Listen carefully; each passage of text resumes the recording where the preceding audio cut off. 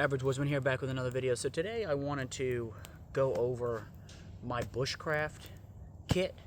I was out here camping overnight. It got nice and chilly last night. It got down to around 40-ish degrees, around 40, 41 degrees, so it was nice and chilly. Felt real good sleeping out here because we've had so much hot weather. It's been a brutal summer. It's nice that we're finally getting a little bit of cool weather. So I wanted to go over my Bushcraft kit, show you guys it. It's super minimalistic. Remember, that's kind of the point of Bushcraft. Remember, you're coming out here with specific items that you keep with you, and then the rest you're crafting off the landscape. So it's pretty minimalistic, not super heavy. The items themselves are pretty heavy, but I don't have a lot, so the overall weight is not really heavy. But yeah, I just want to go over it, talk to you guys a little bit about it. I know these kind of videos are really popular. People really like to see what other guys are carrying in their Bushcraft kits, their survival kits, stuff like that. So yeah, I'll talk a little bit about the pack. I'll talk a little bit about the gear that I have in here. I'll break everything out. You guys are going to see that pretty much the entire pack is just made up of my sleep system, which is still pretty minimalistic also. But yeah, let's go ahead and get into the video and I'll break everything out. Alright guys, so this is everything. Like I said, I don't have much. Pretty much all these items are in these two front pockets. And then my wool blanket, my pot, and my heavy duty tarp, and my tool roll were all inside the bag. Also, my small medical kit, that was also inside of the bag. Everything else is either on the outside of the pack or in these two front pockets. And there's also a pocket up here, a pretty good sized pocket up here, which I have some of the smaller items, which I keep some of the smaller items in.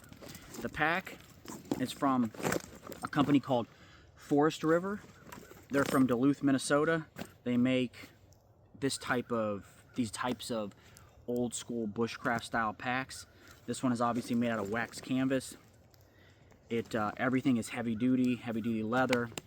These nice buckles, everything is riveted in. Has really comfortable straps that are actually padded here, as you can see.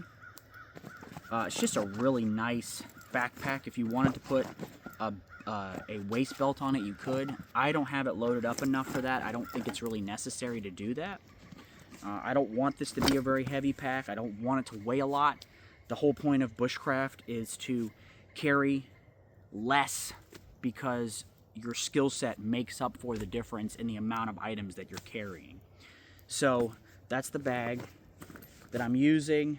I don't remember the liter on it. I will put it down in the video description so you guys can go check it out if you want to. It's not cheap. By the way, I didn't get this. This was not sent to me. I paid for this with my own money. But it's not cheap. But once again, buy once, cry once. I'll have this the rest of my life. I'll be able to hand this down to my daughters, and whichever one, hopefully both, but whichever one loves the woods and loves Bushcraft and stuff like that, hunting, fishing, trapping as much as I do, they can fight over it. So let's talk a little bit about my sleep system. Obviously, my wool blanket. This is a 100% merino wool blanket. It is a queen size. I've had this wool blanket, I don't know, probably 10 years. It's been with me all over the country. You guys have seen it in dozens and dozens of videos. I use it a lot. I camp a lot with it. During the summer, it's just too hot. Honestly, it's just way too hot. So I usually use my Snug Pack jungle blanket or my Snug Pack jungle sleeping bag. Either one of those. But when it starts getting a little bit cooler, I like to sleep in my wool blanket, and then I'll just sleep with a fire next to the fire. If you've ever slept with a wool blanket, just want to go over this briefly. If you've ever slept with a wool blanket, you know once you start getting in and around freezing, especially when it's a more lightweight wool blanket like this, it tends to get cold. So you need a good fire, or you need to transition to a sleeping bag, because no matter the size, the weight of the wool blanket, it's never going to be as warm as a really good sleeping bag. Also, my main cover element, or my main cover item, is my 10 by 10. This is a Obviously a oilcloth tarp. Why an oilcloth tarp? Well, durability, longevity, just everything that makes a tarp useful, and then some. Something like this, especially with the size like this, once you get bigger than 10 by 10, I would say that it's not packable anymore. This is really pushing the limits, but it's nice to have that extra length. I can do all different types of shelters, and it gives me more room underneath it, especially here in Florida. It rains a lot. We even get some decent storms during our colder months, so it's nice to have that extra coverage. And yes, it does weigh a decent amount, and it takes up a lot of room. Like I said, basically almost the entire pack, main compartment of this pack is just my wool blanket and this, and I have a couple other items that I keep in there, but the vast majority is my shelter. And with this, something like this, I can do all the things that you can do with a nylon tarp, but I can collect firewood with this. I could drag a deer out of the woods on this. That's how durable something like this is. So yes, is it heavy? Are they expensive? Yes, but once again, you get what you pay for. The last part of my shelter is a couple heavy metal trash bags. I used the other one last night as my browse bed, so I have one left here. I mean, what do I need to say about trash bags, heavy metal trash bags? These ones are the 55-gallon drum liners. You can collect firewood in them. You can use them to lay on like a browse bed. You can, to get you off the ground, you can use these for shelter. There's just so many uses for these. They're so versatile. Why not carry some? They don't weigh anything. They don't take up any room. I really like using them. Let's talk a little bit about my cooking apparatus. So this is just a little inexpensive pot that I bought off of Amazon. I want to say it was like 15 or 20 bucks. Been using it a lot. It has handles here, a bail, a lid. I have some of my leftovers. I didn't use all of my food last night. I still have some summer sausage left and a couple other items, but I really like it. It works really well. So far it's been durable, and yeah, it's one thing I do like about it is how kind of compact it is, but you still get a decent amount of volume with it. So I really like it. Gonna keep testing it. It's from a company called Fire Maple. I've never heard of them. Like I said, I got it off of Amazon, and so far it's been doing really well. Axe. This is my Husqvarna. This is the carpenter's axe. It's a really good length. Kind of the general rule with an axe like this, underarm to palm is kind of the idea. It fits me really nice. I can get a good swing with it. I can chop wood with it. I can make shelter with it. I can split firewood with it. Whatever I need to do, I can do those things with an axe this side. I have the hammer pole on this side, so if I want to hammer in stakes or do anything else that you might need to do with an axe, you can do all that kind of stuff. Also on me, cutting tool wise, I have my multi-tool. I have a good fixed blade knife, ferro rod on my sheath, and then I have my old Buck 110. This is the Hunter model. This one is actually in carbon steel. It's in 5160. This is my favorite folding knife that I own. I've had this knife for, I don't know, probably 10 or 15 years now. Probably longer than that, actually. I don't think they even make this specific model anymore. This one came with a leather sheath.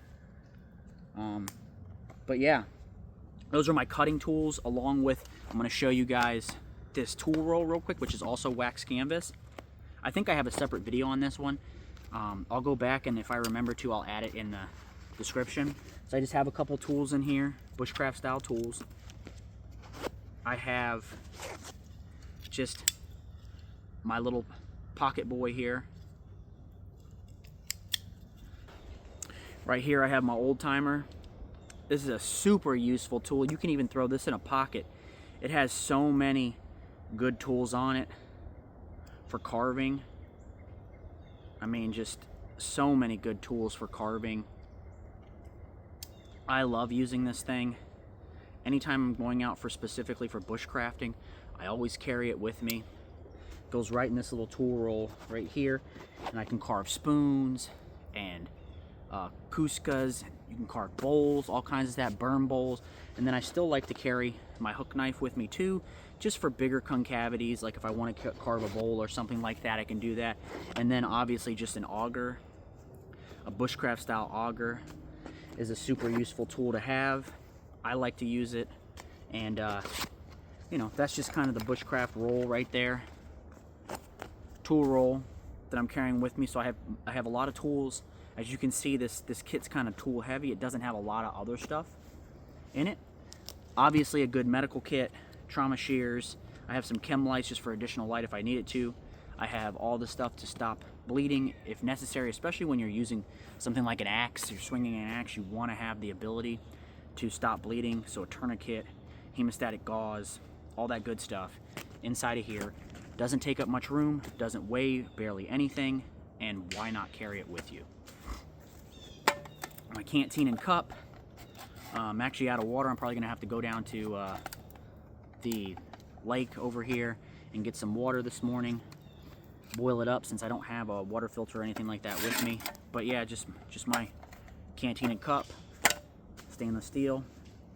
I have an entire roll of number 36 bank line. Can never have enough cordage.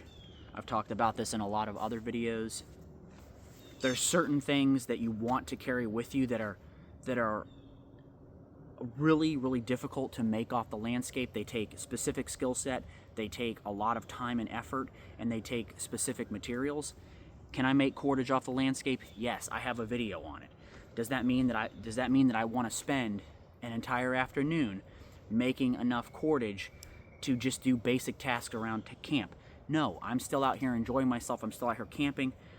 So why not carry a little bit of cordage with me? Just like I don't want to have to try and make a cooking vessel off the landscape. That takes specific time, or that takes specific materials. It takes a specific skill set that most people don't have, and also it takes a lot of time.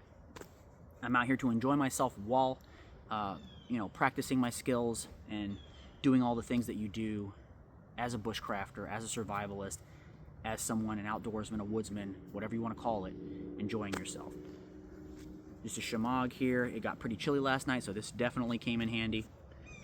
I like to carry both a shamag and a sniper's veil. I really like the sniper's veil. Being here in Florida, most of the year it's not cold, and sniper's veil, especially if you like to hunt, really important piece of kit, and it's very, very versatile.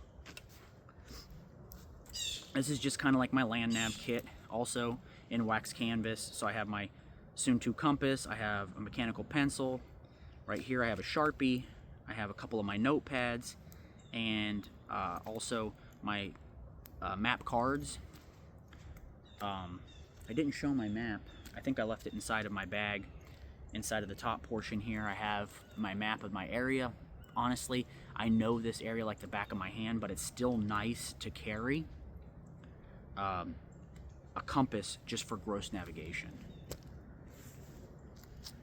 For gear repair, and also additional duct tape, plus I have braided fishing line on here, and inside of this little Exotac rip spool I have a heavy-duty sail needle, so I don't have to carry an additional sail needle on the back of my sheath, knife sheath, or in one of my other somewhere else in my pack. I can just have everything contained in this little area. I do have additional duct tape because I really like to carry duct tape with me. Right here, a whole roll of duct tape right here. Well, it's a partial roll now, it's been used quite a bit. Hygiene, toothbrush, toothpaste, wet wipes, all that kind of stuff just right here. So also, one thing that I've been messing around a lot with, and I'm actually going to do a video on, is a fire piston. Never used one, and up until just recently I've always just used either friction fire or like a ferro rod, back of my knife sheath for flint and steel, a lighter. But messing around with this a lot. It's a really cool, fun way to make fire. Very traditional and really cool. So I'm gonna show this in other videos. Just a lighter, my rapid ridge line right here for setting up my tarp. I have this bandana. This one I believe is from Wazoo. Has just a bunch of different animal tracks on it, and then I have just some fat wood. I did use some fat wood last night and this morning to get a fire going, so used up some of my fat wood. I like to keep, especially in my bushcraft kits, some sort of natural tinder or natural fire starting item. Extra pair of socks. Here is my charring tin for my fire piston. Backup power bank for charging my devices. Headlamp for at night. Just a small SOL whistle, just in case I were to get lost. Heavy duty work gloves. Super underrated item. And then this is just a small little, like almost like a EDC or a pocket style strop. Have some compound on it. Actually works really well. That's the entire kit. I did want to mention I had a layer, like my thermal layer, which is merino wool, which I'm wearing now. I had that also inside my pack. I didn't show it because I'm wearing it. Like I said, it got pretty chilly last night, so I'm actually wearing that base layer on me. Other than that, you guys saw everything. Not a whole lot in that kit, but still, you know, everything that I need to spend a couple nights out in the woods. I have all the bases covered, something to sleep in, something to sleep on, something to sleep under. I have cutting tools. I have additional tools that I can use to craft things off the landscape. I have, you know, obviously my additional cover items, which is the clothes I'm wearing. I have cordage, containers, all that good stuff. So I have every base covered, the ability to make fire. So yeah, that's kind of the kit. Just wanted to show it to you guys. I don't show a whole lot of like traditional bushcraft style kits. I've shown some in the past, but I wanted to show you guys what I carry when I go out and I'm sleeping on the ground in a very traditional kind of a 21st century style long hunter mentality. And it is hunting season, it is trapping season, so I'm going to get out here, do some trapping, do some hunting, and enjoy God's creation. So remember to like, subscribe, share these videos with your friends and family. Go ahead and check out in the description. I'll have a lot of these items down in the description. Be safe, stay dangerous, and I'll catch you on the next one.